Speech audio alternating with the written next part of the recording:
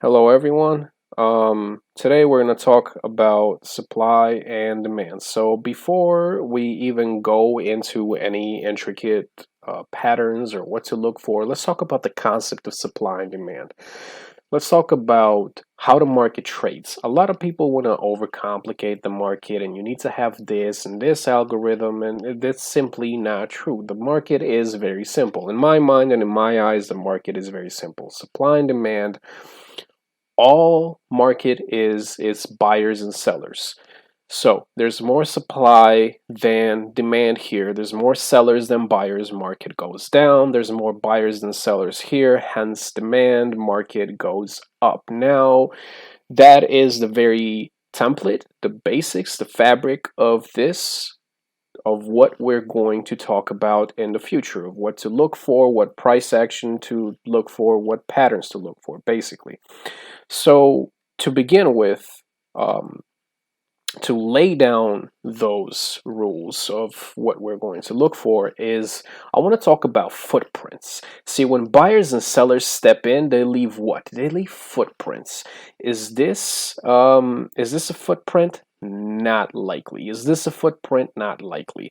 Is this a footprint? Yes, it is. So basically what we're looking for is impulses, impulsive candle, impulsive price action.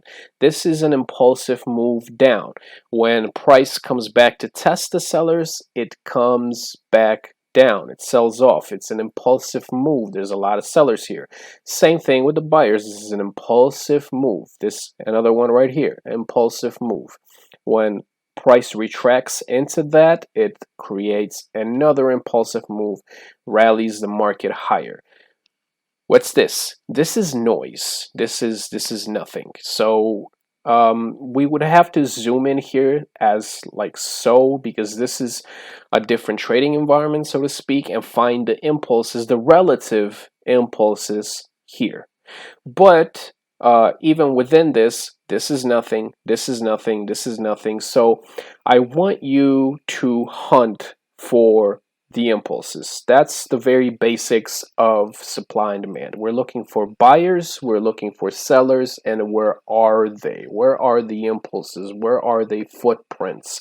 The footprint is right here. So when price retracts, it sells off again. That's a footprint. That's an impulsive sell-off. It's a big sell-off. It, matter of fact, comes up to it again and it sells off.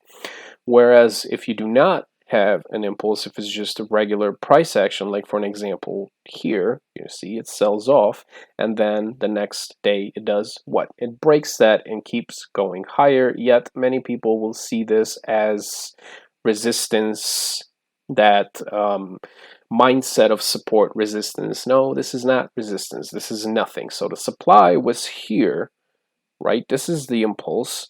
You have an impulse here, and then you have an equivalent impulse of sellers, and that's coming from over here. This is where it starts. This is where it continues. Comes into it again, sells off. And then the sellers are exhausted. There's no more impulses. There's no impulses that are breaking any lows, any major lows for you to play off. This is not resistance anymore.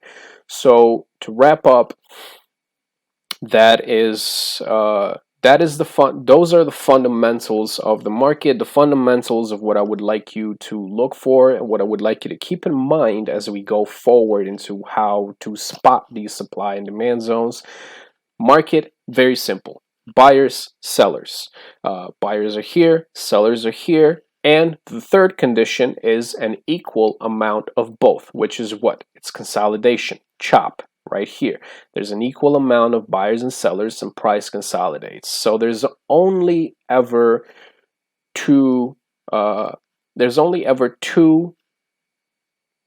circumstances under which market can be. That is an agreement in price and a disagreement in price. An agreement in price is chop. When there's a disagreement, when the scale tips one way or another, then we get impulsive moves out of that chop, up or down, and that is what I want you to train your eyes on as we go forward.